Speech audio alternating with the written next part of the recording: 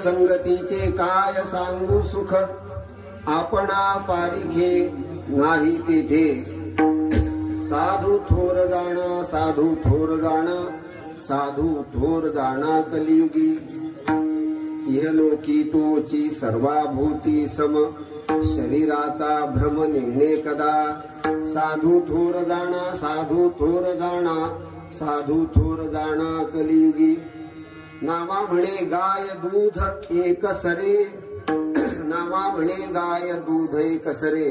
साधू निरंतर वर्ते तैसा, साधू थोर जाणा, साधू थोर जाणा, साधू थोर जाणा कलियुगी. विठोबा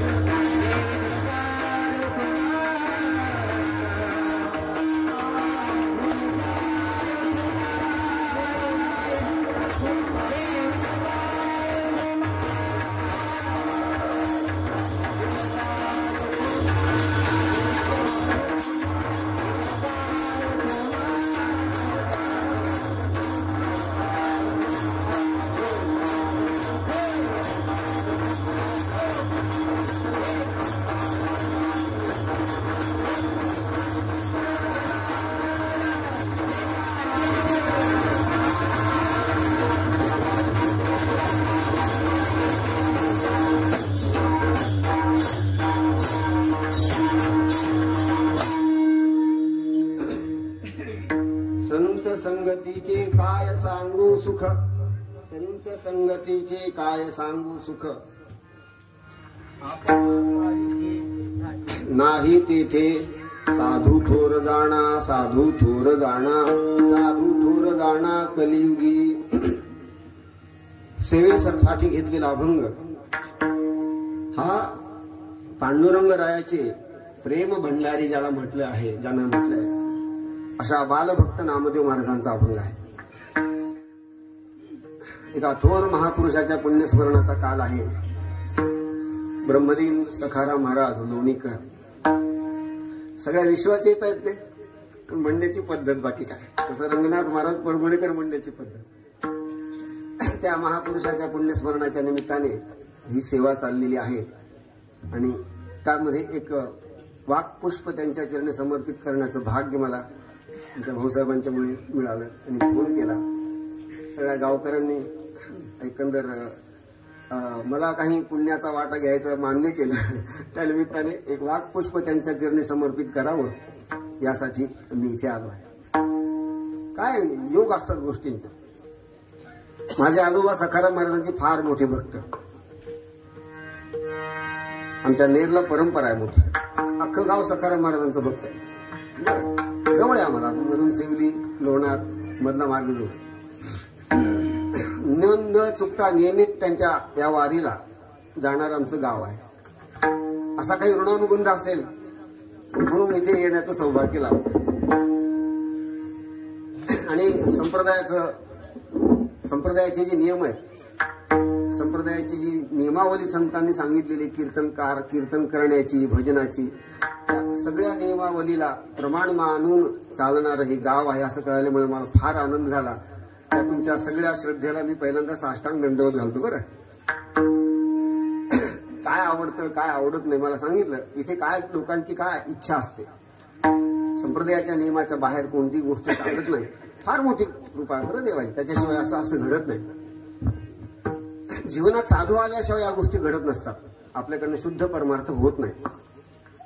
जीवनामध्ये साधूचं काय महात्म्य असतं, साधू जीवनात आल्यानंतर तो काय करतो, त्याचा काय स्वभाव आहे, आणि संपूर्ण त्रिभुवनाचा विचार केला तर त्यामध्ये सगळ्यात श्रेष्ठ कोण व्यक्ती आहे असा विचार जर केला तर तो फक्त संत महात्मा आहे असा विचार या अभंगात नामदेव महाराजांनी तुम्हाला आम्हाला सांगितले.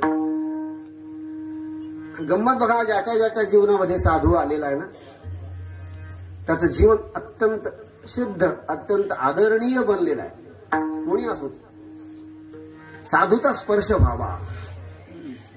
मग संपत्ती असेल विपत्ती असेल, संपन्नता असेल विपन्नता असेल, संपन्नता असेल साधू जीवनात आला तर तो संपन्न व्यक्ती नम्र होतो, त्याच्या एकंदर वागण्यामध्ये संपत्तीचा अहंकार दिसत नाही.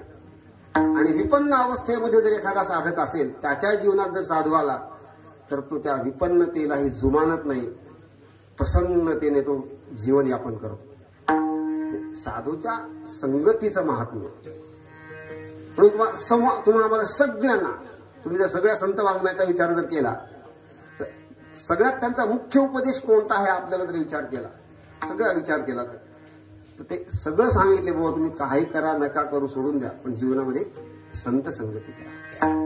ज्ञानेश्वर महाराज तर जगाची माऊली आहे, विश्वाची माऊली आहे, आणि ती तुम्हा आम्हाला बाळ म्हणते. बरं, हे आपलं फार मोठं भाग्य आहे, मोठ्या माणसाने आपल्याला बाळ म्हणावं.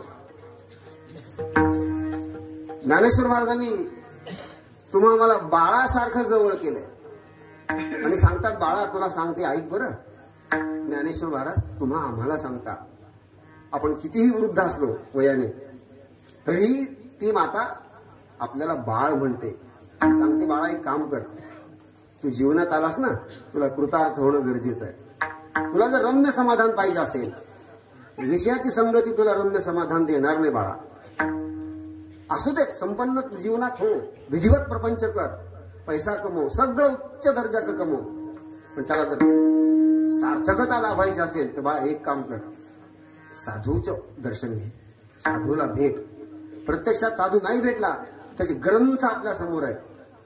आज जगद्गुरु तुकाराम महाराजांना जर तुम्हाला भेटायचं असेल तर गाथेच्या रूपाने ते आपल्या घरात आहेत. ज्ञानेश्वर महाराजांना भेटायचं असेल तर ज्ञानेश्वरीच्या रूपाने ज्ञानेश्वर महाराज आपल्या घरात आहेत. महाराज गीतेच इथे सगळ्या मुलांना शिकवतात, सर्वत्र शिकवतात. त्याविषयी काय म्हणतात महाराज, गीता ही जाणा वाङ्मयी मूर्ती श्री प्रभूंची. प्रभूची वाङ्मयी काय आहे गीता, त्याचप्रमाणे ज्ञानेश्वरी ही जाणा श्री वाङ्मयी मूर्ती श्री ज्ञानेश्वर महाराजांची, आणि गाथा ही जाणा श्री वाङ्मयी मूर्ती जगद्गुरु तुकाराम महाराजांची. संगती करा, ग्रंथाची संगती करा, तुकाराम महाराजांची संगती होईल. ज्ञानेश्वरीची संगती करा, साक्षात ज्ञानदेवांची संगती घडेल. आणि गीतेच्या श्लोकांची संगती करा, साक्षात भगवान श्रीकृष्णाची संगती होईल. साधूंचं हेच सांगणं आपल्याला. उठी उठी जाई बाळा,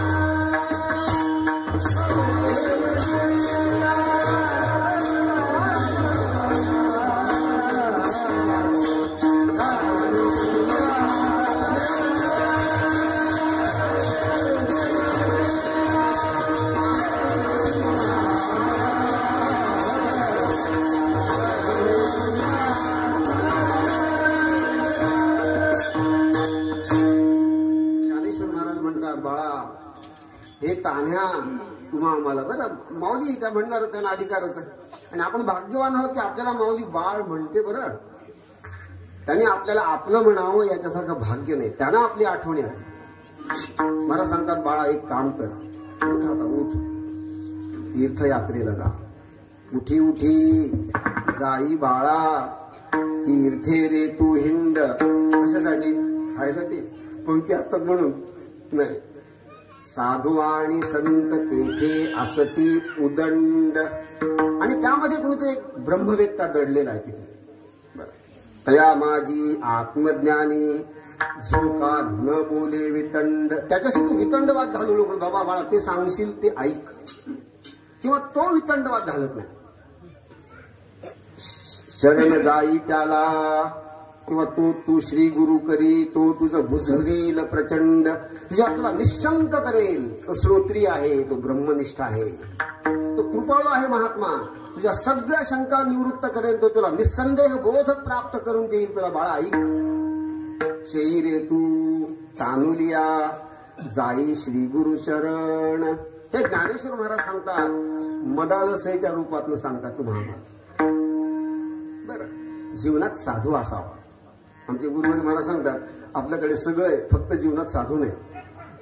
आमच्याकडे सोफा सेट आहेत, आमच्याकडे दागिन्यांचे सेट आहेत, वस्त्रांचे आहेत, फक्त माणसं अपसेट आहेत असं गुरुवारी सांगतात मला. कारण त्याला यथार्थता देणारा साधू जीवनात नाही. ज्याच्या जीवनात साधू आला ना, तो विपन्न असू देत, संपन्न असू देत, नित्य प्रपन्न राहतो. विनीतता त्याच्या जीवनात येत असते. साधूची संगती फार चांगली आहे, सुखरूपता प्राप्त करून देते. साधूची संगती कोणी करावी? सगळ्यांनी करावी.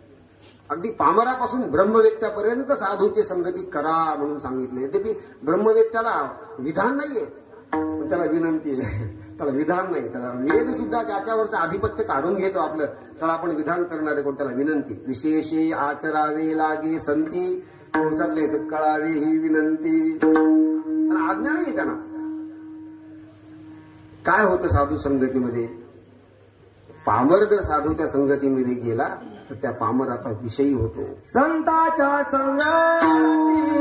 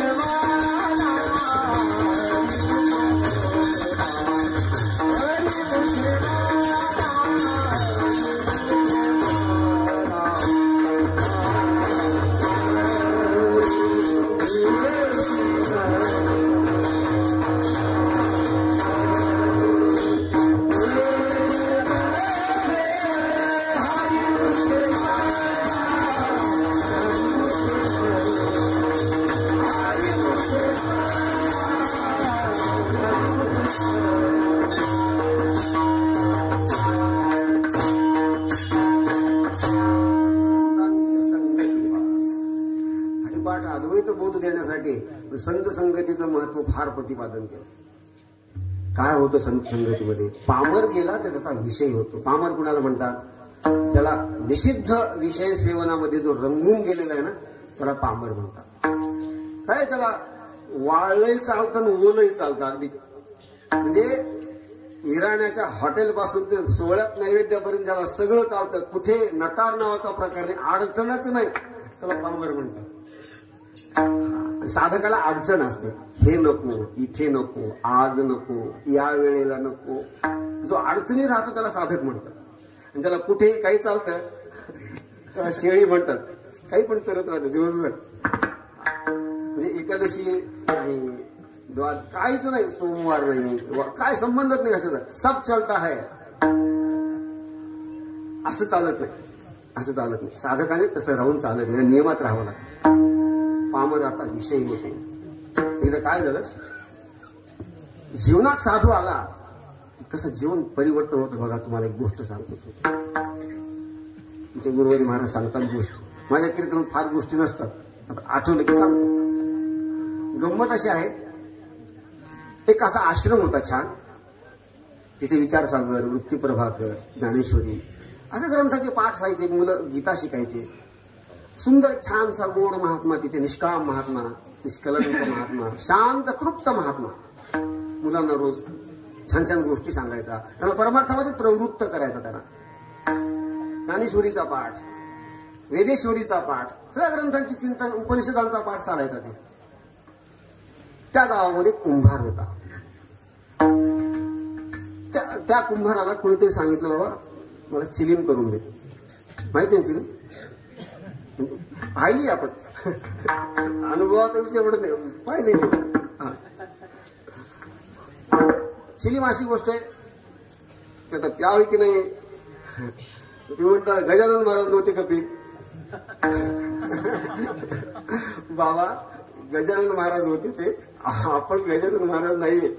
बरं, गजानन महाराज चिली मोडत होते, चिली मोडतात ते गजानन महाराज नाही. बरं, महात्मा होता तो, लोकांच्या नवसाला पावणारा महात्मा होता. त्यांची गोष्ट अपवादात्मक असते. बरं, ते त्यांच्या चिलिमीमध्ये सुद्धा अमृत तयार करण्याचं सामर्थ्य असतं. त्या कुंभाराने चिलीम तयार करायला लागली. माती घेतली, कमवली छान माती, ती त्याची सुंदर चिलीम तयार केली. मग ते सांगितलं असं गावातल्या महाभागाने.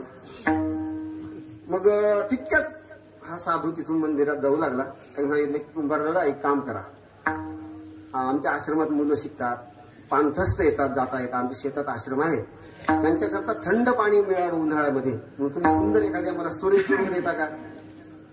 मग त्या साधूचं ऐकून त्या कुंभाराच्या मनात बदल झाला.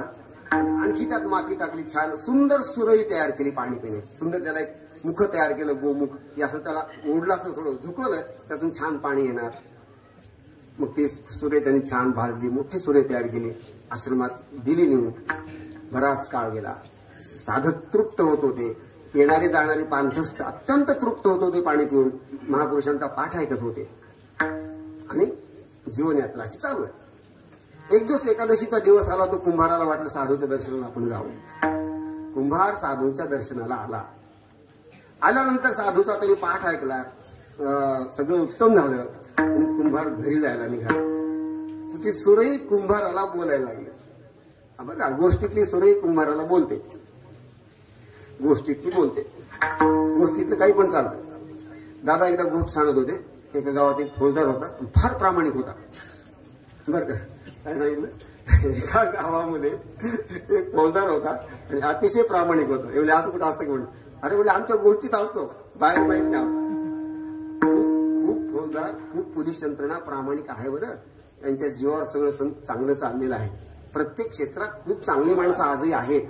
प्रत्येक क्षेत्रात असं एकही क्षेत्र नाही की त्या क्षेत्रामध्ये साधू वृत्तीची माणसं नाही. सगळ्या क्षेत्रात आहेत, म्हणून हे जग चांगलं चाललंय. तसं काही नाही. ते काय झालं, ती कुंभाराला ती सुरई बोलायला लागली. कुंभार दादा तुला मी नमस्कार करते. तर म्हणलं काय झालं बाई, मला कशाला नमस्कार करतेस तू? नाही, मला तुला नमस्कार करावा असं वाटतं. का बरं? ती म्हणजे तुला मला प्रश्न विचारायचा होता. एक मला माझ्या प्रश्नाचं उत्तर दे.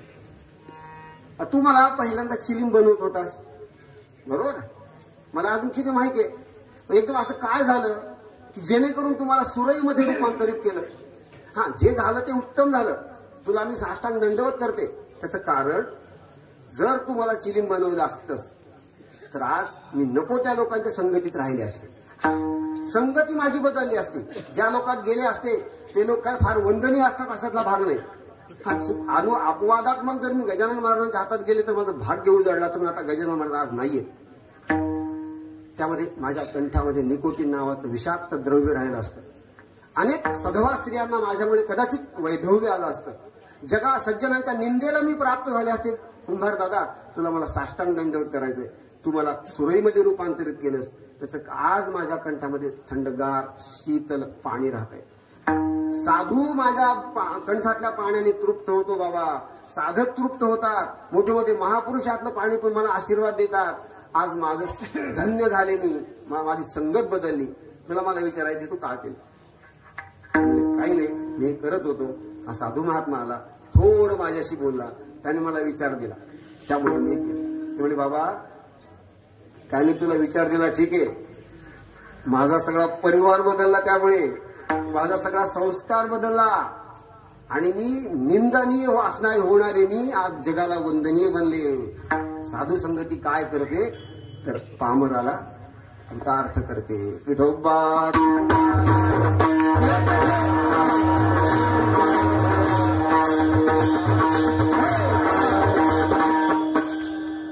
संगती थोडी असेल कृतार्थ करते. एक विचार दिला त्याचा तिचा परिवार बदलला. बरं, साधूच्या संगतीत आपण गेलो ना, इथं सुंदर आपल्याला अगदी इंग्रजीत बोलू का न्यू लुक देतात, एकदम छान. एखाद्या खेड्यातला मुलगा असतो, शेळ्यामागे असतो, शेतात काम करतो, काय पूर्व पुण्य येतं त्याला, त्या आळंदीला जायची वेळ येते, मोठा असतो इकडे. जेव्हा आळंदीला जातो तो एखाद्या चांगल्या वारकरी शिक्षण संस्थेत शिकतो. बरं, जोग महाराजांची संस्था असेल, लोक महाराजांची असेल, साधक आश्रम साखरे महाराजांचा असेल, अशा संस्थेत जातो तो आणि साधूच्या संगतीत तो जातो. त्याला ते गोड शिकवतात, त्याला सुंदर गीतेची संथा देतात, त्याला इतकं घडवतात. तो जेव्हा गावाकडे येतो ना 5-10 वर्षानंतर, त्याचं तेज बघून अख्खं गाव त्याला नमस्कार करायला लागतं. गावामधला एकदम निंद्य मुलगा, इतकं सुंदर त्याचं चालणं, त्याचं बोलणं, त्याचं एकंदर आदर्श जीवन बघून गाव त्याला नमस्कार करायला लागतं. सुंदर लोक देतात. साधू त्याच्या अंतःकरणामध्ये भक्ती प्रेरित करतात. त्याला त्याच्या गळ्यामध्ये तुळशीची माळ येते, हातात त्याचा टाळ येतो, गोड गळ्याने तो भजन म्हणतो. भक्ती निर्माण करतात साधू. म्हणून साधू संगती फार महत्वाची.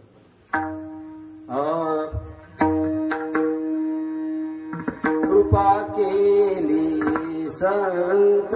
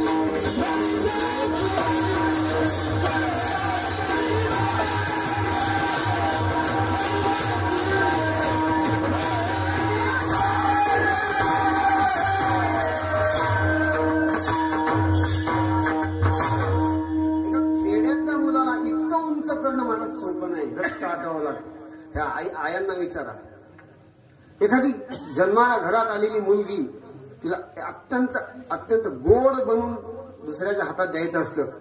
राबतात मावल्या सगळ्या. बरं, जन्माला आल्यापासून सांगतात शाळेतून आलं की कार्टे हात धुतल्याशिवाय जेवायचं नाही. आणि किती दिवस सांगत राहते. मग विचारा मुलीला. पोरी काय करतात, शाळेतून आले दप्तर फेकले की लगेच जेवायला ताटावर पडतात. बरोबर ना. आई म्हणते आधी उठ, हात धु आधी. किती दिवस सांगते माहिती का. लग्नाच्या आदल्या दिवशी पर्यंत सांगते. लेकरं ऐकत नाही तो. एखादं साधं वागणं तिचं सुंदर करण्याकरता आई एवढे कष्ट घेते. मी अनेक ठिकाणी सांगतो, आजकाल मुलींना बाहेर शिकायला जावं लागतं, बरं, हॉस्टेलला राहावं लागतं. काळाची आत्ताची परिस्थिती निर्माण झाली आहे. विशेष करून मुलांना आणि मुलींना सुद्धा, विशेष करून मुलींना आई बापांनी उपासनेचा संस्कार लावा. उपासनेचा संस्कार लावा बाळाबाबांनो. मी प्रत्येक ठिकाणी सांगतो. आजकाल उपासना मुलीला जर नसेल, मुलगी एखादीला कुठे दूर शिकायला गेली तर तिला तिची रोजची उपासना तिच्या भोवती कवच बनवून राहते. बरं, कवच बनते. तिच्या बुद्धीमध्ये नको तो व्हायरस शिरत नाही. बरं, अँटीव्हायरसचं काम करते उपासना. सध्याचा काळ फार विचित्र आहे, फसवणारे खूप आहे जगामध्ये. आपली मुलगी व्यवस्थित राहावी वाटत असेल ना, तिला उपासना रोज द्या. रोज तिला हरिपाठाची सवय लावा. जमल्यास हनुमान चालीसा रोज तिला करायला लावा. तिला रोज रामरक्षा म्हणायला सांगा तिला. आणि त्यामध्ये जे रामरक्षेचं कवच आहे ना, ते कवच इतकं अंगतट आहे, त्या कवचाचा भेदन करून कोरोना सुद्धा येत नव्हता. त्यामध्ये असं त्यांनी लिहिलंय, न द्रष्टुमपि शक्ता असते रक्षितम राम नाम भीही. त्याच्या अधिकार की चारिणहा छद्मचारिणहा, जे छद्म रूपाने गुप्त रूपाने फिरणारे जे विषाणू आहेत, ते विषाणू न द्रष्टुमपि शक्ता असते, त्या रामरक्षा म्हणणाऱ्या साधकाला पाहू शकत नाही. त्यांना पाहायची शक्ती नाही, तर अटॅक कधी करणार त्यांच्यावर. रक्षितम राम नाम भीही, त्यात कवच आहे. आम्ही शेकडो मुलांना रामरक्षा शिकवली. शिरो मे राघव पातु, माझ्या शिराचं रक्षण तो कर, हे राघव करो. भालम पातु, काय शिरो मे राघव पातु भालम पातु दशा, काय पुढे कौसल्य यो दृशो पातु, माझ्या डोळ्याचं रक्षण कौसल्या पुत्र करो. विश्वामित्र प्रिय श्रुती घ्राणम पातु, पातु शब्दाचा अर्थ रक्षण करो. पातु मखत्राता मुखं सौमित्रिवत्सलः, जिह्वां विद्यानिधिः पातु कंठं भरतवंदितः, स्कंधौ दिव्यायुधः पातु. पुढे काय, हृदयं जामदग्निजित् करो सीतापतिः पातु, हृदयं जामदग्नि मध्यम पातु खरध्वंसी, नाभिं जाम्बवदाश्रयः, सुग्रीवेशः कटी पातु, सत्थिनी हनुमत् प्रभुः, ऊरू रघुत्तमः पातु, रक्षः कुल विनाशकृत्, जानुनी सेतुकृत् पातु, जंघे दशमुखान्तकः, पादौ विभीषण श्रीदः पातु रामः अखिलं वपुः. हे राम रक्षा कवच.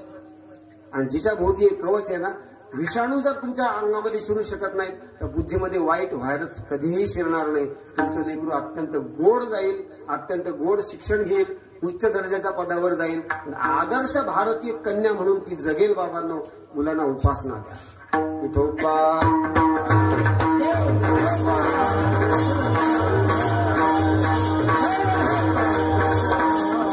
हे साधू करतो, लोक त्यांना त्रास देतात तरी लोक साधू हेच करतो. ब्रह्मलिंग रंगनाथ महाराज एका बाईच्या घरी गेले, म्हणाले, बाई परमार्थ कर. एकदा झालं, दोनदा झालं, तीनदा झालं, ती बाई त्यांच्यावर खेकच नाही बघा.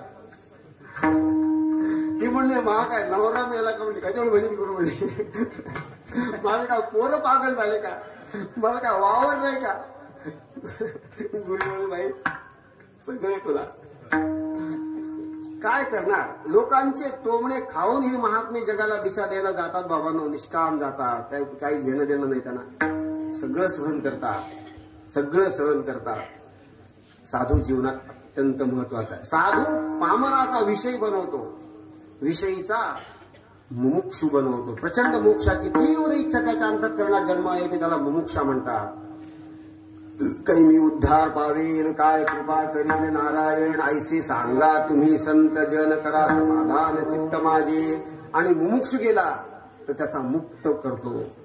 आणि मुक्त महात्मा जर साधूच्या संगतीत गेला, त्याला जीवनमुक्तीच्या विलक्षण सुखाचा लाभ होतो. आणि असाही महात्मा आणखी साधूच्या जवळ जाईल तर त्याला सगुण साक्षात्कार होतो. आणि त्या पांडुरंगाशी तो गप्पा मारायला लागतो. पुसता सांगे हित गोरा, पुसता सांगे हित गोरा,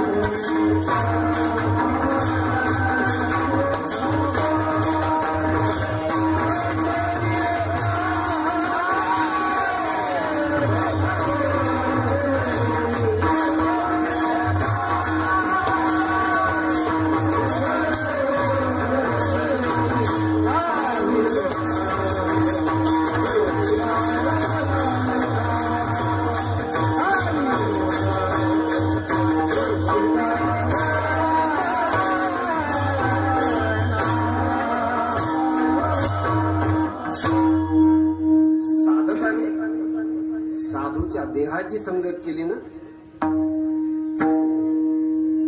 शुद्ध होतो.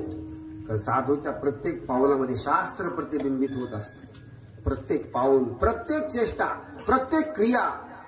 रामेश्वर भट्ट जगद्गुरु तुकाराम महाराजांच्याकडे जेव्हा पाहत होते ते म्हणायचे, शास्त्र शिष्टाचार अविरुद्ध क्रिया. रामेश्वर भट्ट बघायचे तुकाराम महाराजांना, बाबा मी तुमच्याकडे पाहतोय ना, जेव्हा मला असं दिसतंय की तुमच्या जीवनात चालता बोलता शास्त्र प्रतिबिंबित होते. प्रत्येक क्रियेमध्ये मला वेद रुचा दिसते, शिष्टाचार दिसतो. तुझी भक्तराया देखियेली शास्त्र शिष्टाचार अविरुद्ध क्रिया. फार मोठी गोष्ट असते. आपण शुद्ध होतो. त्यांची भक्तीची संबंध जर आपला संघ आला, आपलं चित्त स्थिर होतं आणि त्यांच्या बोधाशी जर आपला संघ घडला, आपण सुखरूपतेला प्राप्त होतोय. मनात घेऊन संत संगतीचा सुखाचा विचार पहिल्या चरणात सांगतो. संत संगती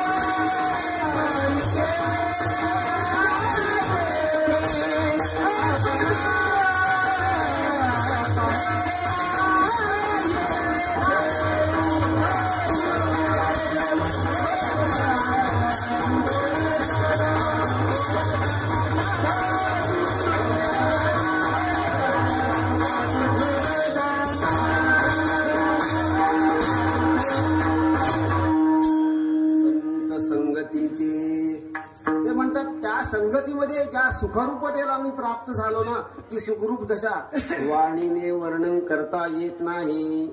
अतीत पंथानंतवच महिमावान मनसयो. मी आत्मस्वरूपाला जेव्हा प्राप्त होतो ना, ती दशा मी वाणीने वर्णन नाही करू शकत. काय संतांनी मला सुखामध्ये ठेवलं, त्या वेदाला सांगता येत नाही, ज्ञानेश्वर महाराजांना सांगता येत नाही, संतांना सांगता येत नाही. मी काय डोंबलं सांगणार काय सांगणार मी? ते जर म्हणतात मी सांगू शकत नाही, तर मी काय सांगणार? काहीतरी सांगावं लागतं. ते म्हणतात वाणीने नाही वर्णन मी करू शकत. एवढ्या उंचीवर मला नेऊन ठेवले संतांनी, मोठ्या मोठ्याने सांगितले. ज्ञानेश्वर महाराजांना विचारा, मला सांगा ना काहीतरी, तुम्हाला निवृत्तीनाथांनी कशा अवस्थेत ठेवलंय? किंबहुना श्री निवृत्ती ठेविलो असे जी स्थिती, ते काय देव हाती वाचे जिया. वाणीची प्रवृत्ती कुठे होती माहितीये का? नाम रूप संबंधू जाती क्रिया भेदू, हा आकारासीच प्रवादू. वस्तूशी नाही शब्दानां चतुष्टयी प्रवृत्ती. व्याकरणकार सांगतात शब्दांची प्रवृत्ती फक्त 4 ठिकाणी होते. ज्ञानेश्वर महाराज सांगतात 6 ठिकाणी होते. आणि शब्द प्रवृत्ती आत्मस्वरूपापर्यंत जातच नाही. वाच्यतावच्छेदक धर्माहून अतीत तो पांडुरंग परमात्मा असल्यामुळे, ते आत्मस्वरूप असल्यामुळे वाणीने वर्णन करता येत नाही. काय सांगो झाले काहीची या बाई, काय सांगो झाले काहीची या बाई.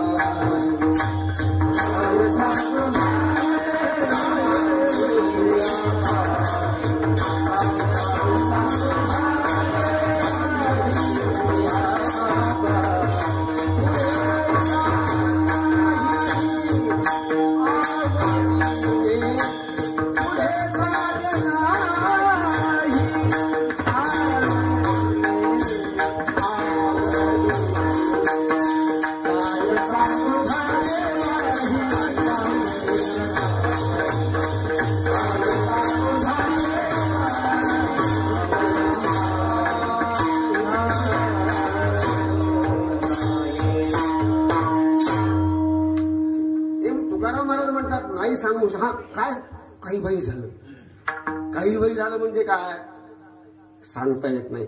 अवांग मनस गोचर ती अवस्था आहे. वाणी वर्णन नाही करू. वाणी शब्द आपल्या कवेत त्या आनंदाला घेऊ शकत नाही. काय सांगू सुख. सगळे संत असं सांगतात, सगळे संत अगदी बोलता ते सुख जिव्हा पै खादली. बरोबर काका ते सांगतात, माझी जीभ शांत बसते, नाही बोलताय. इतकं अप्रतिम उच्च दर्जाचं सुख मला प्राप्त होतं. मग त्यांना विचारलं, असं सुख जर संत देतात तर आम्ही जर त्यांच्या जवळ गेलं तर आम्हालाही देतील का?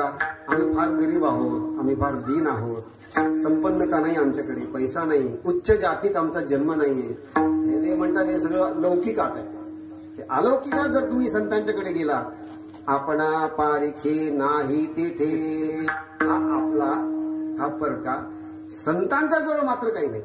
जगात कुठेही असेल, एखादं लेकरू आळंदीला जातं, एखाद्या संताच्याकडे जातं, संताच्या मुलाला कदाचित स्वराचं ज्ञान नसतं, पण ते सहज जाताना त्या मुलाचा एखादा अभंग स्वर आहे तो ते त्याला बोलवतात, जवळ बसवतात, त्याला सुंदर भजन शिकवतात. ते म्हणत नाही हा माझ्या मुलाला येत नाही, ह्याला यायला पाहिजे. अजिबात नाही, अजिबात नाही. मुलगा असो नसो, जो आलाय, ज्याने देवाला मला माझ्याकडे पाठवलंय ना, शिष्याची जो नेघे सेवा मानी देवा सारेखे. देव मानून त्याला ते उपदेश करतात. बाबा हे ते महात्मा सगळ्यांना गीता शिकवत फिरतोय, काय घेणं देणं जगाचं? संतांचे संस्कार आहेत ते. जगात गीता राहिली तर महाराष्ट्र भारत राहणार आहे, आपण नाही राहणार. संत वाङ्मया जपलं पाहिजे आपण ही कीर्तन परंपरा आपण जपली पाहिजे. त्या गादीचं महात्म्य आपण जपलं पाहिजे. बरं, त्या गादीवर काय बोलायचं, काय बोलायचं नाही, काय कसं वागायचं, काय काय करायचं, ही संतांनी नियमावली घालून दिली. बाबांनो, त्या गादीचा दुरुपयोग होऊ देऊ नका. आणि हे काम आता कीर्तनकार करू शकत नाही, हे काम आता समाजाने करायचं. काही माकड चाळे चालले, खरंच ना. हे पूर्वी कीर्तन माध्यम हे परमेश्वराचा प्रचार प्रसार करण्यासाठी होतं. आता आमचा प्रचार प्रसार झाला, भगवंताचा प्रचार बाजूलाच राहिला. आजही महात्म्य आहे बरं, त्यांच्या तपश्चर्याच्या बळावर संप्रदाय कायम राहणार आहे. पण आम्ही सुद्धा या गादीला कलंक लागू देऊ नये असं आमचं काहीतरी असावं. समाजाने आता सांभाळायची गादी, समाजावर सोडून दिली आता महाराजांनी. बरं, नियमाप्रमाणे करायला पाहिजे सगळं. हे इथे चालतं ही फार मोठी गोष्ट आहे. कष्ट घेऊन शिकवतात, मोठं करतात, त्याला जातीपातीचा विचार करत नाही. जोन करसी थोरा साना कैवल्य कनकाचिया दाना, जोन कडसी थोरा साना द्रष्ट्याचिया दर्शना पाढाऊ जो, त्याला सद्गुरू म्हणतात, त्याला संत म्हणतात. बरं, असं का होतं त्यांना? त्याचं एक कारण आहे. विचारसागर तुम्ही ऐकता, छोटीशी एक प्रक्रिया, ही प्रक्रिया मानते. साधू पुरुषाला भेदज्ञानाचा अभाव असतो. भेदज्ञान म्हणजे का? हा माझा हा प्रकार. जसं आमचे गुरुवारी महाराज गोष्ट सांगायचे भेदज्ञानाच्या बाबतीत. एक बाई एका दुसऱ्या बाईकडे गेली. गंगूबाई, तुमच्या सुनेचं डोकं बघा. जुन्या काळातली गोष्ट आहे, आत्ताची नाही, अजिबात नाही आत्ताची गोष्ट. आताच्या मुला सुनांना ही गोष्ट काल्पनिक वाटेल, जुन्या काळातली गोष्ट होती. तुमच्या मुलीचं डोकं बघा, तुमच्या सुनेचं डोकं बघा, जमीन आसमानचा फरक आहे. तुमच्या सुनेचं डोकं घमेल्यासारखं झाले, तिला कधी डोक्याला लावायला तेल देता की नाही? देता ना तुम्ही? ती म्हणाली, अगं तुला माहित नाही ठकूबाई. गंगूबाई म्हणते, माझ्या मुलीला मी आज वाटीभर तेल देते, ते दुसऱ्या दिवशी सकाळीच वाटीभर तेल देते डोक्याला लावायला. आणि सुनेला दिवाळीचं दिवाळीला, दिवाळीचं दिवाळीला, असं बोलते. गुरुवारी महाराज आता आठवले म्हणून तुम्हाला सांगतो, काहीच नाही. हे भेदज्ञान संतांना नसतं. त्यांना माहिती आहे, मग मीच एक सर्व सच्चिदानंदू, मीच एक स्वतः सिद्धू, जगामध्ये केवळ मीच व्याप्त आहे, मीच सच्चिदानंद रूपाने जगात व्याप्त आहे. जग माझ्याहून भिन्न आहे कुठे? भेदज्ञान ज्याला नाही तो रागद्वेष करत नाही. जगाला जर देव रूपाने पाहत असाल, त्या अधिष्ठान चैतन्याची जर नजर तुम्हाला आली, तुम्हाला जीव जगाचा भेद दिसणार नाही, प्राणी प्राण्यामध्ये भेद दिसणार नाही. तो महात्मा आपणा पारिखी नेणे तिथे या प्रकारचा असतो. भेदज्ञानाचं कारण काय? आत्मस्वरूपाचं अज्ञान. आत्मस्वरूपाचं अज्ञान, त्याच्यानंतर भेदज्ञान होतं. भेदज्ञान झालं की हा अनुकूल वाटतो, तो प्रतिकूल वाटतो, हा आपला वाटतो, तो परका वाटतो. आणि जो आपला आहे त्याच्याविषयी राग निर्माण होतो, ना आसक्ती प्रेम निर्माण होतं. आणि जो परका आहे त्याच्याविषयी द्वेष निर्माण होतो. द्वेष झाला की त्यातनं निषिद्ध म्हणजे त्याचं अधर्म निर्माण होतं. आणि अनुकूलता वाटली की त्यातून धर्म निर्माण होतो. आणि धर्म निर्माण झाले की ते भोगायला शरीर लागतं आणि पुढे सुखदुःखाचा भोग भोगावा लागतो. भेदज्ञानाचा अभाव, आत्मस्वरूपाचा अभाव, ज्याच्या अंतःकरणामध्ये आत्मस्वरूपाचं प्रचंड प्रगतीकरण झालंय, त्याला जगामध्ये भेद दिसत नाही. हे जग अवघे देव किंवा ऐसा ज्याचा अनुभव, विश्वदेव सत्यत्वे देव तया जवळी असे आपणासे दर्शने. तुका म्हणे भेदा भेदा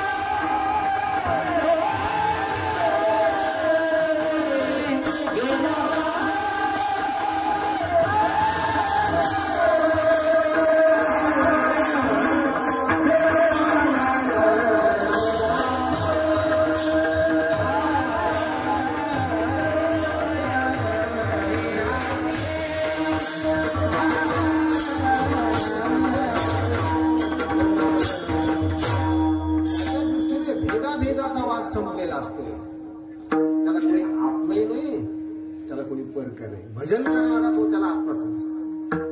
गरीब असो श्रीमंत असो, बाबा जा त्यांच्याकडे जा, तुला सांभाळतील ते विचार नाही करणार गरीब श्रीमंत. जा आपणा पारिखे नाही तेथे, अयन निज परोवेती गणना लघुचेतसाम. उदार चरितानांतु वसुधैव कुटुंबकम, हे विश्वची माझे घर, ऐसी मती जयाची स्थिर. चराचर, अरे तो जगाचा स्वर आहे आता बरं. एक देशी जीव कळा, हा सकळा सोयरा, हा सकळा सोयरा. जगाचा तो सोयरा असतो, त्याला कोणी आपलं परक नसतं. जा तिथे जाऊन तर बघा. अयमुत्तमोय मधमो जात्या रूपेण संपदा वयसा. हा अयम अयम हा उत्तम आहे, हा मध्यम अधम आहे, हा या जातीचा तो त्या जातीचा छे. इत्थम न वेत्ती भगवान अनुग्रह अवसरे. ज्याप्रमाणे पांडुरंग अनुग्रह करताना हा भेद पाहत नाही, धाळे भोळे चालतात त्याला, त्याप्रमाणे साधू सुद्धा अनुग्रह करताना हा जाती व्यक्तीचा देशाचा भेद तो पाळत नाही. भेदातीत तो महात्मा झालेला असतो. आपण पारिखे नाही तेथे, आणि त्याची एवढी उंची मनात घेऊन जाण्यास तुका नामदेव महाराज सांगतात या जगामध्ये त्याच्यासारखा थोर कोणीच नाही. साधू थोर ताना, साधू थोर ताना, साधू थोर ताना,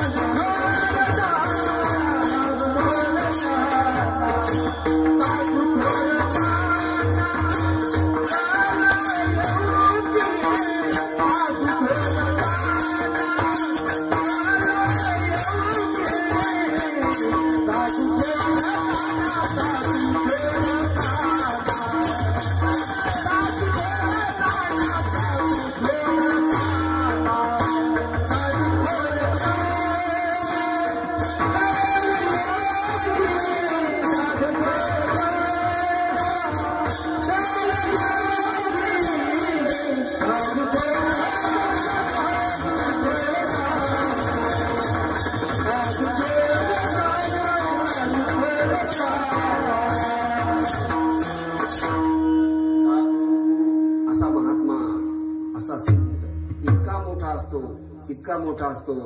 ईश्वरी सत्ता ज्याच्या समोर नमित होते त्याला साधू म्हणतात. ईश्वरी सत्ता इतका मोठा आहे तो की वेद ज्याच्यावरचा आधिपत्य काढून घेतो इतका मोठा आहे. बुवा तुला वाटेल तसा तू रे चाल, त्याच्यावर आधिपत्य वेद काढून घेतो. वेदात जगावर आधिपत्य आहे, मनुष्य प्राण्यावर, संतांच्या वर नाही. ते बोलतील ते वेद असत. याची बिसाट शब्द सुखे म्हणो येती वेद. अशी ज्याप्रमाणे वेदवाक्याने महावाक्याने जगाचा भ्रम निवृत्त होतो, त्याचप्रमाणे साधू पुरुषाच्या ठशा ठोमशा अगदी बोली भाषेत केलेल्या महावाक्याच्या उपदेशाने जीवाचा अनादि काळाचा अज्ञानाचा अंधार दूर होतो. त्याला साधू म्हणतात. अत्यंत थोर येतो. जगद्गुरु किंवा सगळ्या संतांनी लिहिलं बाबांनो की रामचंद्र प्रभू ज्याच्या चरणी नमित होते त्या वशिष्ठ ऋषींना साधू महात्मा म्हणतात. कृष्णचंद्र प्रभू ज्या सांदीपनींच्या चरणी नतमस्तक होत होते तो महात्मा साधू होता. याच्यापेक्षा काय थोर असावं. वेदाने आधिपत्य काढलं म्हणून साधू थोर. वेद आपली वाणी साधूच्या वर्णनात खर्च करतो म्हणून साधू थोर. एक तीनदा म्हटलं ना. पुराण साधूच्या महात्म्याचं वर्णन करतात म्हणून साधू थोर, आणि आमचे संत सुद्धा साधूंचं वर्णन करतात म्हणून थोर. पुढे महाराजांनी म्हटलं कलियुगी, त्याचा अर्थ फक्त कलियुगातच साधू थोर आहे, बाकी युगात नाही, असा अर्थ करायचे काय नाही. तीनदा सांगितलं त्याला विपसा म्हणतात. आपल्याकडे निश्चयाने सांगतात नक्की नक्की नक्की नक्की नक्की जेवायला या बरं, या बसा बसा. दोनदा एक वाक्य बोलून झालं ना निश्चयार्थी असतं ते. तीनदा का म्हटलंय त्याचं कारण आहे त्या 3 साधू थोर जाणा या शब्दामध्ये कृतयुग, त्रेतायुग आणि द्वापार युगाचा संबंध आहे आणि पुढे कलियुग संबंध आहे. त्याचं कारण आहे साधूची थोरवी त्या महात्म्याने जाणली आहे. तो बोलतोय की जो 4 युगात आहे, चौयुगांचा भक्त नामा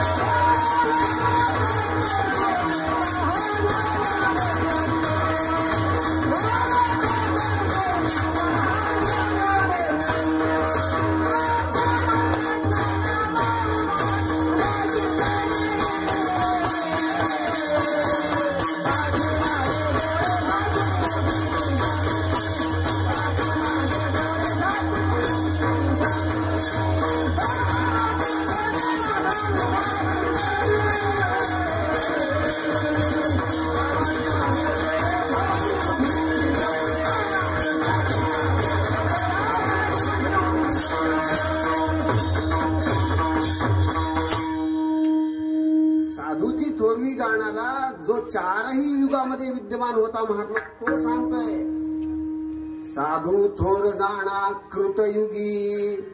सत्ययुग म्हणतात त्याला, कृत सत्य एकच अर्थ. साधू थोर जाणा त्रेतायुगी, साधू थोर जाणा द्वापर युगी आणि साधू थोर जाणा कलियुगी. कोण म्हणतंय की जो नामा 4ही युगामध्ये त्या साधूंच्या थोरवीचा अनुभव घेतलेला नामा सांगतोय. हा, दुसरं कोणी सामान्य सांगत नाही बरं. ते म्हणतात त्रेतायुगामध्ये अरे दैत्य कुलोत्पन्न होतो मी, दैत्य कुलोत्पन्न होतो. कोण? भक्त प्रल्हाद. हिरण्यकश्यपूच्या उदरी, कयाधूच्या उदरी जन्माला उदरामध्ये राहणारा मी. तेव्हा मला नारद मुनींची संगती घडली. काय घडली, कशी घडली महाराज भागवतच सांगतात. ऐकणारे श्रोते आहात सगळे, डोळस श्रोते आहात, कान आलेले. तर ते तो म्हणतोय मी अनुभव घेतला साधूच्या थोरवीचा. अरे दैत्याचा मुलगा मी, माझ्या अंगात दैत्याचं रक्त, निषेध देवाचा. ईश्वरोहम अहम भोगी सिद्धोहम बलवान सुखी. हे दैत्याची वाणी आहे. मी ईश्वर आहे, मी भोगी आहे. हतो मया अपरा, आता बाकीच्यांना असो मया हतशत्रु, हनिष्येच्या अपरानापी. मी मारले सगळ्यांना, आणखी मी मारणार. ईश्वरोहम भोगी सिद्धोहम बलवान सुखी. ही दुर्योधनाची भाषा, अहंकाराची भाषा याच्या रक्तात भिनलेली आहे. असा तो देवद्रोही हिरण्यकश्यप, त्याचा हा मुलगा. संत संगती घडली, हरिभक्त बनला, हरिभक्त बनला. इतका मोठा झालो मी जर इतका मोठा झालो, जगदवंदनीय बनलो, तर मला मोठं करणारा साधू किती थोर असेल. किंवा कृष्ण म्हणतात की किती मोठा झाला भक्त हा. भक्तीचे मी आथिलेपणे, दैती देवा आणले उणे. माझे नृसिंहत्वलेने जयाची महिमे. माझ्या निर्गुण निराकार स्वरूपावर हिरण्य आपल्या नृसिंहाचा अलंकार ज्याने चढवला, इतका मोठा भक्त हा. भक्तीचा विचार केला तर साधूच्या संगतीने दैत्य मुलगा किती मोठा होतो, इतका मोठा होतो. म्हणून साधू थोर जाणा. तुम्ही पुढे त्रेतामध्ये या. हनुमंतरायाच्या सारखा साधू जीवनात आला अंगदाच्या. नामदेव महाराज रामस्वरूपामध्ये अंगदाच्या रूपाने होते. हनुमंतरायासारखा साधू जगात नाही महाराज. एकच अशी देवता आहे की जिला देवरूपाने तितकीच मान्यता आहे आणि भक्त रूपाने पण तितकीच मान्यता आहे. एकम एव अद्वितीय देवता आहे हनुमंतराय. एकम एव अद्वितीय. बरं, अशी देवताच नाही. काय भक्तीच्या त्या वाटा विचारले त्यांना. मज दावाव्या सुभटा. दास्य भक्तीचा आचार आहे तो. मज दावाव्या सुभटा. ज्याला भक्तीची वाट जगद्गुरु तुकाराम महाराज विचारताय असा एक थोर साधू नामदेव महाराज म्हणतात अंगदाच्या रूपात जेव्हा होतो ना तेव्हा माझ्या जीवनात आला. आणि साधू जीवनात आला की राम भेट होतच असते. गंमत अशी रामाच्या कृपेने, कृष्णाच्या कृपेने, यशोदेच्या बाळाच्या कृपेने साधू जीवनात येतो आणि त्या साधूच्या कृपेने यशोदेच्या बाळाची ओळख होते. अन्योन्य संबंध आहे. धन्य हे आनंदाची सापडली वेळ. मालकंस काय झालं त्याने. तेने संत सज्जन भेटले कृपाळ. काय केलं त्यांनी फेडिला बुद्धीचा मोम. अंततोगत्व काय झालं मग. दृष्टी दाखविला यशोदेचा बाळवो. धन्य हे आनंदाची सापडली वेळ. यशोदेचा बाळ दाखवला. यशोदेच्या बाळाच्या कृपेशिवाय जीवनात साधू येत नाही. आपल्या जीवनात जर खरा सखारा महाराजांच्या सारखा महात्मा जर आला असेल बाळांनो आपण नक्की समजायचं माझ्यावर देवाची कृपा निश्चिम झालेली आहे. पांडुरंगाच्या कृपेचं वैभव हेच की जीवनात साधू येतो तुमच्या. आणि मागताना असं सांगितलं देवा माझ्या जीवनात साधू येऊ दे, तुझ्या कृपेने येऊ दे. प्रारब्धाने जर जीवनात साधू आला तर त्याचा फार उपयोग होत नाही. बऱ्याच लोकांच्या जीवनात साधू आले, लोकांनी त्यांना कच्च खाल्लंय, त्यांच्या आश्रमाचे पत्र घरी लावले, त्यांच्या सोबत जाऊन सगळा पैसा उभारलाय. साधू होता रे बाबांना, तो प्रारब्धाने आला होता, पसरला नाही. पांडुरंगाच्या कृपेने साधू महात्मा जीवनात आला ना तो कृतार्थच करतो. बहु अवघड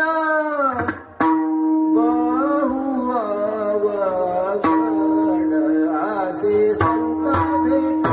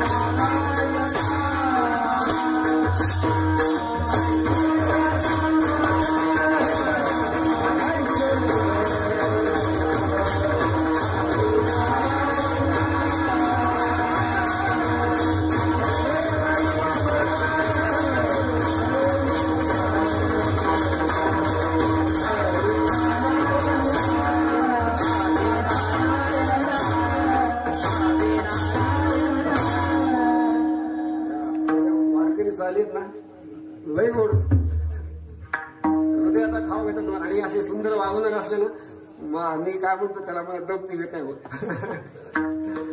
साधक आश्रमामध्ये श्री गुरु साखरे महाराजांनी लेकरासारखं जवळ बसून शिकवले महाराज सगळ्या मुलांना. बरं, एक एक स्वर म्हणजे हरी म्हणण्याची गरज पडत नाही, एक अभंग एक चाल पक्की करून ठेवली त्याने. तो महात्मा जीवनात आल्यामुळे एकदम खेड्यातल्या एकदम खालच्या दर्जाचा माणूस त्या गादीवर उभा राहायचा भाग्याचं करून ठेवलं त्याने. महाराज साधू जीवनात आल्यावर काय होतं ना, तुम्ही सगळे अनुभवा, तुम्ही स्वतःच्या जीवनात अनुभव येईल तुम्हाला. जीवनात साधू काय अक्कल नव्हते आम्हाला, काही नव्हते अक्कल. त्या गादीवर उभं राहायची काही योग्यता आहे का महाराज? नाही. बरं, हे मुलं मृदंग शिकतात, त्यांच्या जीवनात किती साधू प्रेम करतात बघा. थाप टाकले की म्हणणार महाराज आशीर्वाद तुम्हाला, मोठ्या मोठ्या माणसांचा आशीर्वाद लाभेल. बरं, बाकी काहीच नाही. इथे तर सखाराम महाराजांचा आशीर्वाद राहा, असा महात्मा जीवनात येणं, गावात अवतरणं. मी मला शंका आली, म्हणजे सखाराम महाराज लोणीचे पिंपरीला काय करतात? आश्चर्य वाटलं मला पहिल्यांदा. पण भक्त जिथे जातो ना तिथे तो महात्मा ओढला जातो, त्याच्यामध्ये असं चुंबकीय सामर्थ्य निर्माण होतं उपासनेचं. तो कुठे असू दे त्याला खेचून आणलं जातं, साधूला येतो. बिलकुल काय गावातलं पुण्य असं माहित नाही, काय उपासना केली असं माहित नाही. त्या महात्माला लोणारवरून इथे यावंसं वाटलं, प्रगट झाले, जिवंत आपल्या सोबत आहे, तुम्हाला सांभाळताय. त्यामुळे हे आदर्श रूप आपल्याकडे पाहायला मिळतं, कुठे भेटत नाही. निश्चिंत समजा तुमच्या जीवनात त्यांना सोडू नका. जीवनामध्ये कृतार्थता कुठेच गेली नाही महाराज, कुठेच जाणार नाही. प्रारब्धाने नाही, ईश्वराच्या कृपेने साधू जीवनात आलं असं घडतं. हनुमंतराय आले आणि राम भेट झाली बाबांनो. रामाची भेट जर मला झाली तर तो किती मोठा असेल. साधू थोर जाणा त्रेतायुगी, आता साधू थोर जाणा द्वापर युगी. नारदांची भेट उद्धवाला झाली, बृहस्पतींच्याकडे अध्ययन घडलं. आणि साधूच्या संगतीचा प्रभाव, एकादश स्कंध चिंतन भगवान श्रीकृष्णाने स्वतः उद्धवाला सांगितलं. जेन संगे माता पिता वसुदेवासी, जेन संगे माता देवकीसी, ते गुह्य अर्जुनाने उद्धवासी. तिथे उद्धव नाही, अर्जुनाला जे प्रतिपादन केलं तेच ज्ञान. एकादश स्कंधाचा विचार करून महाराजांनी उद्धवाला सांगितलं आणि ज्ञानाचा अभिमान घालवला, एक परिपूर्ण भक्त स्वरूपाला प्राप्त करून दिलं. याच्यापेक्षा काय साधूचं महात्मा असेल. आणि त्याच्यानंतर कलियुगामध्ये नामदेव महाराज आले. ते म्हणतात या युगात असंच घडलं, माझ्या जीवनामध्ये गोरोबा काका आले, माझ्या जीवनामध्ये ज्ञानदा आला, माझ्या जीवनामध्ये सोपान काका आले, निवृत्तीनाथ आले. ज्ञानदेवांना बुद्धी झाली बाबांनो की मला तीर्थयात्रेला यायची. करीत से आदर संग संगतीचा मला नजर दिली त्यांनी. आणि गोरोबा काका, आमचे परळीचे जगमित्र नागा महाराज, हे सगळी संत मंडळी एकत्र बसली होती. सगळ्यांना कळलं की नामदेव महाराजांना कृतार्थ केलं पाहिजे. आता सगुण भक्तीचा आचार येतो, मान्य आपल्याला. पण एक त्यांनी लीला केली आहे जगासाठी की निर्गुण बोधाशिवाय कृतार्थता नाही, हे दाखवून देणारी लीला नामदेव महाराजांनी केली. आणि गोरोबा काकांना मुक्ताय म्हणतात. काका, हे सगळी संत मांदियाळी बसली, बघावं कोण एक पक्क आहे रे, कोण राहिले. प्रतिभा अनुभूतीचं थापटण घेऊन जेव्हा पहिलं थापटणं त्यांनी असं लिहिले संतांनी, जगमित्र महाराजांच्या डोक्यात मारलं. जगमित्र नागा परळी क्षेत्रात राहतात. बरं, फार मोठा महात्मा आहे, लोकांनी खूप त्रास दिला, पण त्यातून तावून सुलाखून बाहेर पडले. ज्ञानेश्वर महाराजांची त्यांनी सेवा केली. ज्ञानेश्वर महाराजांनी जेव्हा समाधी घेतला तेव्हा जगमित्र महाराज उद्विग्न झाले. त्यांना सूचना राहावंसं वाटेना. कुटुंबासह आळंदी सोडली, फिरत फिरत फिरत परळीला आले. वैद्यनाथाचं सान्निध्य भेटलं, त्यांना श्री वनराई बघितली, तिथे स्थिर झाले. त्यांना माहित नाही पुढे काय झालं ते. कालांतराने नामदेव महाराज आले परळीमध्ये आणि जगमित्रांना आवाज दिला. अंगावर रोमांच उठले. त्यांचा नाम आला मला भेटायला, इतक्या दूरून आला. कडकडून दोघे जण भेटले. बरं, अश्रुपात झाला त्यांच्या डोळ्यातून आणि गप्पा चालल्या. हळूच विचारतात जगमित्र नामा, आपली मुक्ताई कशी आहे रे? नाम्या, आपले सोपान काका कसे आहेत रे? निवृत्ती दादा कसे? तिघांचं नाव घेतल्याबरोबर नामदेव महाराज अंगावर काठी उभे राहिले. जगमित्र महाराज काहीच माहित नव्हतं. महाराज उद्विग्न झाले. असं लिहिलं त्यांनी, ज्या वेळेला नामदेव महाराज ज्ञानेश्वर महाराजांनी समाधी घेतला, त्या समाधीच्या शिळा जेव्हा बंद केली तेव्हा जगमित्र नागा महाराज दिवसभर त्या समाधीच्या शिळ्याकडे फक्त पाहत होते. रडून रडून त्यांच्या अंगावरचे कपडे संपूर्ण ओले चिंब झाले होते. पण तिथे राहावंसं वाटलं नाही. पुढे काय झालं त्यांना माहितच नाही. नामदेव महाराज सांगतात, जगमित्रा, अरे दुसऱ्याच महिन्यामध्ये सासवडला सोपान काकांनी समाधी घेतली. त्यानंतर 2 महिन्याने मुक्ताबाईंची समाधी झाली. त्याच्या आधी 1 महिन्याने चांगदेवाला समाधी, चांगोबा शब्द वापरला, चांगोबाला समाधी दिली. त्याच्यानंतर निवृत्तीनाथ सुद्धा समाधीस्थ झाले. सगळ्यांच्या समाधीचं विवरण जेव्हा नामदेव महाराजांनी सांगितलं तेव्हा जगमित्र महाराज म्हणले, आता मलाही राहायचं नाही. आणि त्यानंतर पांडुरंगाला निरोप पाठवला. बरं, महाप्रसाद ताटीचा विडा फुल्या हातीचा, इतुले झडकरी पाठवावे, नाहीतरी बळीया होऊन यावे. केसरी चुवा चंदनाचा, झगा फुल्या अंगीचा, इतुले झडकरी पाठवावे, नाहीतरी बळीया होऊन यावे. तीर्थ चरणीचे शीतळ आणि कंठीची तुळशी माळ, इतुले झडकरी पाठवावे, नाहीतरी बळीया होऊन यावे. विनवी जगमित्र नागा, विठोबाला जाऊन सांगा. जगमित्र नागा महाराजांचं 63 चरणामध्ये चरित्र नामदेव महाराजांनी लिहिलंय. एवढा मोठा महात्मा परळीत आहे. ते म्हणले, आता मला समाधीला जायचं. त्यांनी परळीमध्ये समाधी घेतला. कधी परळीत आला ना, वैद्यनाथाच्या बाजूला जगमित्र महाराजांचं मंदिर आहे. समाधीचं दर्शन घ्यायला चुकू नका बरं. फार मोठा महात्मा आहे. हे या प्रसंगामध्ये नामदेव महाराज म्हणतात, मला कच्चं गाडगं ठरवलं. त्या कच्चं गाडगं ठरवण्याचा परिणाम मला विसोबा केसरांची भेट झाली आणि मी परिपक्व अवस्थेला प्राप्त झालो. कलियुगामध्ये सुद्धा माझ्या जीवनात साधू आला म्हणून इतक्या मी बोध संपन्नतेला प्राप्त झालो. हे मनामध्ये घेऊन, हे साधू थोर जाणा, साधू थोर जाणा, साधू थोर जाणा, साधू थोर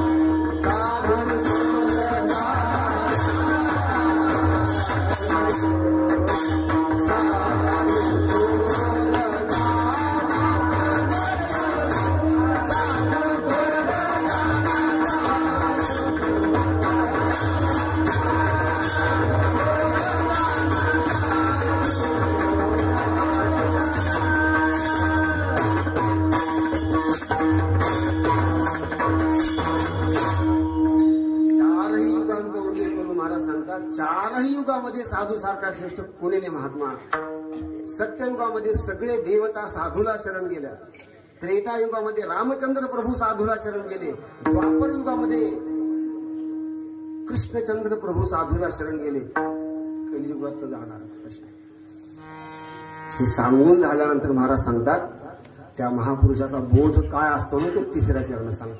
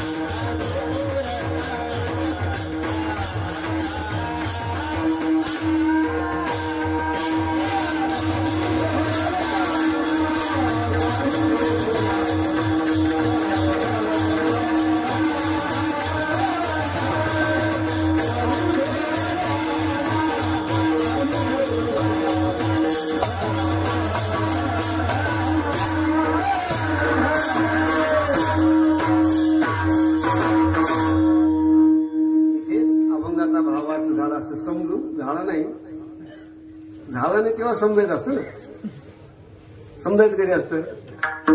शाळेमध्ये शिक्षक मुलाला सांगतात, समज तुला मी 10 रुपये दिले, तुझ्याकडे 15 रुपये आहेत, एकूण किती झाले.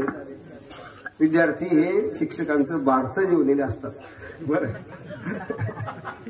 आताचे विद्यार्थी तर लय भारी बाबा. एक शिक्षक मुलाला हे कार्ट्यानो शांत बसा ना, तुमच्यापेक्षा 10 पावसाळे 25 पावसाळे जास्त पाहिलेत मी.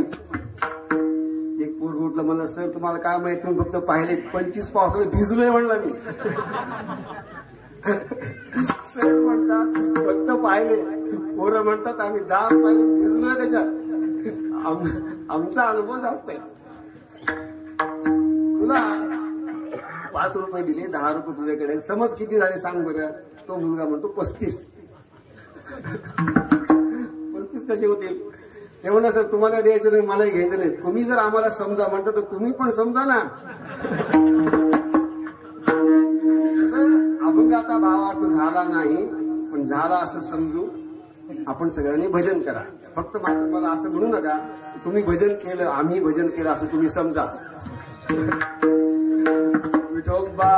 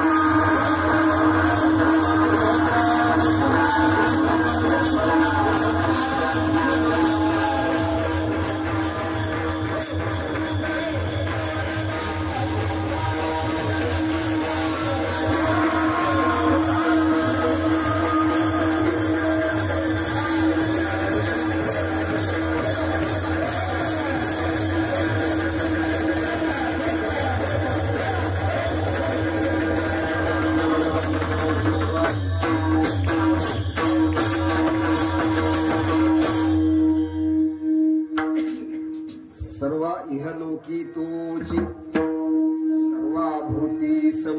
त्याची थोरवी सांगतात महाराज. का थोर आहे तो. जगामध्ये तोच महात्मा ब्रह्मरूपाने जगामध्ये जगाला सत्ता स्फूर्ती देण्याच्या रूपाने तो स्वतःच व्यापक. तेव्हा जगाकडे जेव्हा तो महात्मा पाहतो तेव्हा त्याला जग दिसत नाही. बरं, त्याला तुमच्या आमच्यातला पांडुरंग दिसतो. या उपाधी माझी गुप्त चैतन्यासे सर्वगत ते तत्वज्ञ संत स्वीकारिती. त्यांची नजर एक्सरे सारखी असते. एक्सरे जेव्हा आपल्या अंगावर पडतो ना तेव्हा तो कपड्याचा रंग सांगत नाही, तो आपल्या कातडीचा रंग सांगत नाही, तो रक्ताचा रंग सांगत नाही, तो थेट अस्थिपर्यंत जातो आणि कुठे हाड तुटले सांगतो. त्याप्रमाणे तो महात्मा जगाकडे पाहतो तेव्हा त्याची नजर अधिष्ठान चैतन्यापर्यंत जाते. इतका मोठा तो असतो. ती नजर आपल्याला मिळवायची. परमार्थ म्हणजे फक्त नजरेचा बदल आहे, बाकी जग असं तर राहतं. नजर बदलते फक्त. समोर स्त्री आली की तिला रुक्मिणी समजलं की संपलं, तुमचा परमार्थ झाला. भोग्य वस्तू समजली, समजायचं आपण पामर आहोत. ही मोठी गोष्ट आहे. इहलोकी तोची सर्वाभूती सम शरीराचा भ्रम नेणे कदा. शरीराचा भ्रम तुम्हा आम्हाला असतो महाराज. मी ब्राह्मण, मी क्षत्रिय, मी वैश्य, मी शूद्र. एक आचार्यांची गोष्ट आहे. एक बाई एका छोट्या मुलाला घेऊन आचार्यांच्याकडे येतो. मुलगा मोठा झाला, 10-12 वर्षाचा. बोलत नव्हता, चालत नव्हता, दिलं ते खायचं, शांत बसून राहायचा, प्रसन्न व्यक्तिमत्व त्याचं. त्याच्या जीवनात अशी घटना घडली होती. ते बाळ लहान असताना आई धुणं धुवायला गेली त्या कालटी गावामध्ये. महाराज जाऊन आले कालटी. धुणं धुवायला गेल्यानंतर तिथे एक साधू महात्मा ध्यान करत बसला होता. त्याला सांगितलं, बाबा या लेकराला सांभाळ थोडं, मी कपडे धुवून येतो. ती बाई कपडे धुवायला गेली. ते लेकरू साधू जवळ थांबलं. रांगत रांगत, ते साधूला माहित नाही, रांगत रांगत पाण्यात गेलं, मेलं पाणी. वाहत वाहत आलं त्या बाईजवळ. लेकराचं प्रेत बघितल्यावर एकदम तिने अंबरडा फोडला, साधूला शिव्या द्यायला लागली. तिचा आकांत बघून त्या साधूने आपल्या शरीराचा त्याग केला. योगाने असं करता येतं बरं. तुम्हाला मला झोप पण लागत नाही. आपली गोष्ट फार वेगळी, आपण लय भारी. आपलं डोकं 23 इंची डोकं, फार झालं तर 23.5. संतांना लावायचं नाही. हा, फार अलौकिक असतात. त्या साधूने स्वतःचा प्राणत्याग केला आणि त्या बाळाच्या शरीरात तो प्रविष्ट झाला. ती लेकरू तिथून बोलेना, चालेना. लेकरू अत्यंत प्रसन्न, किरण बाहेर पडतात त्याच्या ब्राह्मी सौंदर्याचं. बरं, आचार्यांच्याकडे घेऊन आली. महाराज 12 वर्ष झाले, लेकरू बोलत नाही. शंकराचार्याने त्या बाळाला प्रश्न विचारला, कस्त्वम शिशो, हे बाळा तू कोण आहेस? कस्त्वम, कहा त्वम, कस्य, कोणाचा आहेस? कुतोसी गंता, कुत आगतोसी, कुठून आलास, कुठे चाललास, काय तुझं रूप आहे? एतन मया उक्तम मयोक्तम वद चार्भकत्वम, हे अर्भका मला बोल रे. मत्प्रीतये प्रीती विवर्धनोसी, जे माझ्याद्वारा तुला विचारलं गेले, एतन मया उक्तम तत्सर्व माम वद, ते सगळं मला सांग बाळा. तुझ्यावर माझी प्रीती व्हावी यासाठी सांग. कोणालाही न बोललेला महात्मा तिथे बोलायला लागला. नाहम मनुष्यो न च देव यक्षौ न ब्राह्मण क्षत्रिय वैश्य शूद्रः न ब्रह्मचारी न गृही वनस्थो भिक्षुर्न चाहम निजबोध रूपः. ब्राह्मण नाही, क्षत्रिय नाही, वैश्य नाही, मी आहे कोण? मग म्हणे सर्वत्र सच्चिदानंदू मी वासुदेव तत्वता. असं बोलायला लागला तो. शंकराचार्य म्हणाले, बाई हे बाळ तुझ्या कामाचं नाही, हे बाळ आम्हाला देऊन टाक. त्याचा बोध हातावर ठेवलेल्या करतला आमलकवत, करतळावरी वाटोळा तोल तू देखी जे आवळा, तैसे ज्ञान आम्ही डोळा दावी जे. तुझं डोलणारा आवळा ज्याप्रमाणे स्पष्ट दिसतो त्याप्रमाणे त्या महात्म्याला आपला बोध, आपलं स्वरूप स्पष्ट दिसत होतं. त्याचं नाव आहे हस्तामलक. आणि 4 शिष्यापैकी तो एक महात्मा होता. महाराजांनी लिहिलंय ना, भाव बळे आकडे रविना कळे करतळी आवळे तैसा हरी. करतल आमलकवत, असा त्या महात्म्याचा बोध असतो. शरीराचा भ्रम नेणे कदा. आणि अंत तो गत्वा महाराज सांगतात तो महात्मा जगात कसा राहतो. शेवटचे चरण सांगतात.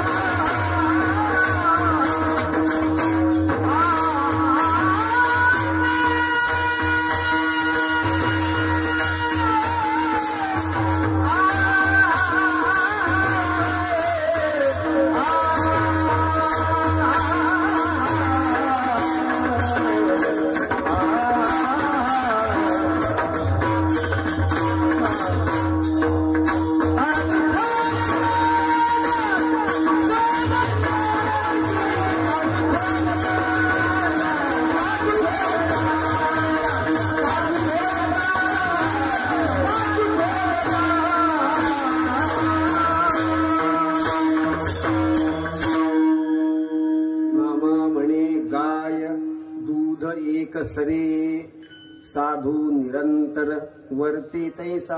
एक दृष्टांत दिला ज्ञानेश्वर तुकाराम नामदेव महाराजांनी की गाय ज्याप्रमाणे सगळ्यांना एक सारखं दूध देते, शत्रू असू देत मित्र असू देत. सध्या महाराष्ट्रामध्ये एक शब्द फार गाजतोय, सरसकट. बाकी काहीच बोलायचं आपल्याला, एकच शब्द गाजतोय, आम्हाला पाहिजे सरसकट वास. संत वाङ्मयामध्ये हा शब्द खूप ठिकाणी आला बरं का. हे विश्व मागे सारावे तैसा नव्हे मी आगवे सरसकटची. बरं, विश्व अवघे बाजूला सारावे मग माते घ्यावे तैसा नव्हे हो सरसकटची मी. बरं का. नामदेव महाराज सांगतात गाय ज्याप्रमाणे सरसकट सगळ्यांना, शत्रू असेल मित्र असेल सगळ्यांना दूध देते, कोणाचा कमी अधिक भाग पडत नाही, त्याप्रमाणे संत गाय सगळ्या जगासाठी काम करते. या एका लोकांनी त्रास देऊ देत, तो काही करू देत लोकांनी, त्याच्याकरता झिजत राहते. त्याच्याकरता निळा म्हणे परोपकारा लागी वसुंधरा विचरती. तो महात्मा असतो, तुमच्यासारखा दिसतो, तुमच्या आपल्यासारखा राहतो, आपल्याला कळत नाही हा साधू आहे, जगाचं कल्याण करत राहतो, लोक त्याला शिव्या देत राहतात, तो शांत असतो. बाबा गर्दीने लिहिले लोक त्रास देतात, तो सगळं सहन करून कसा राहतो. पंचदशीचं भाषांतर केले बाबा गर्दीने.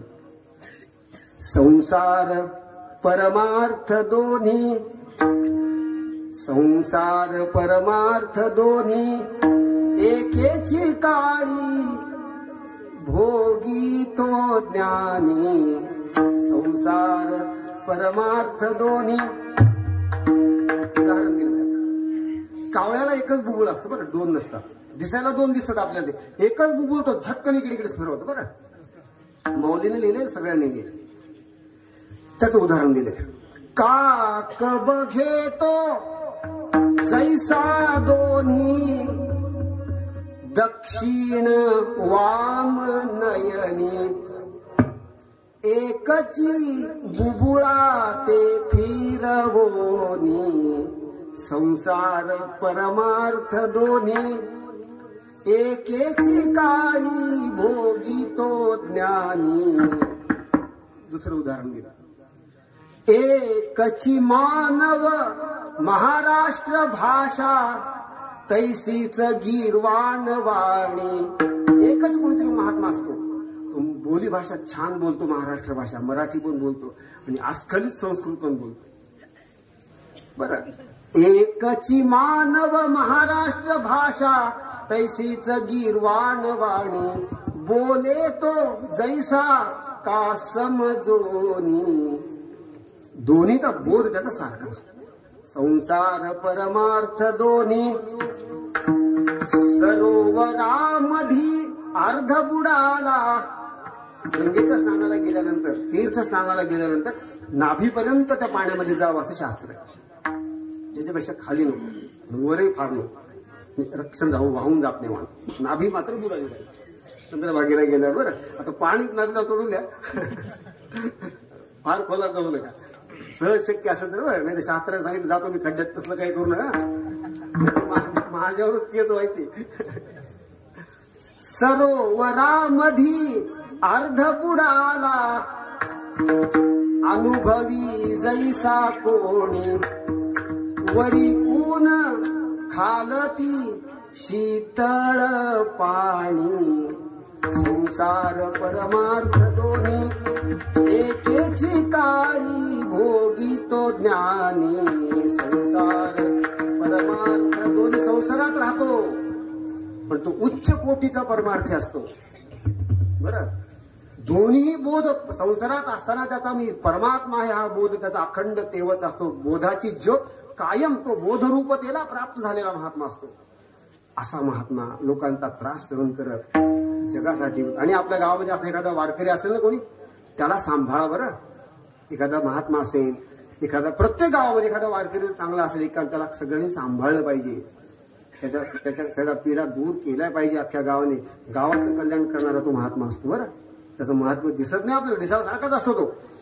पैसा गाय ज्याप्रमाणे जगाला दूध दे त्याप्रमाणे तो महात्मा जगामध्ये वर्तत असतो. संतुष्ट सर्वदास हे व्यापक निर्धार या बोधाने तो या जगामध्ये राहत असतो बरं.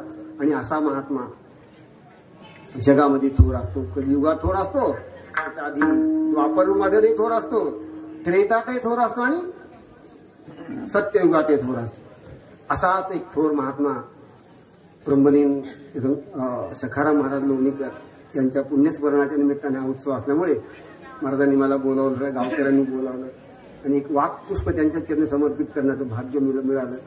यामध्ये जे काही शास्त्रशुद्ध बोललो असेल ते माझ्या सद्गुरू साखरे महाराजांचं आहे. त्यांच्या साधकाश्रमात जे मला मिळालं चिंतन ते आपल्या पुढे मांडण्याचा प्रयत्न केला.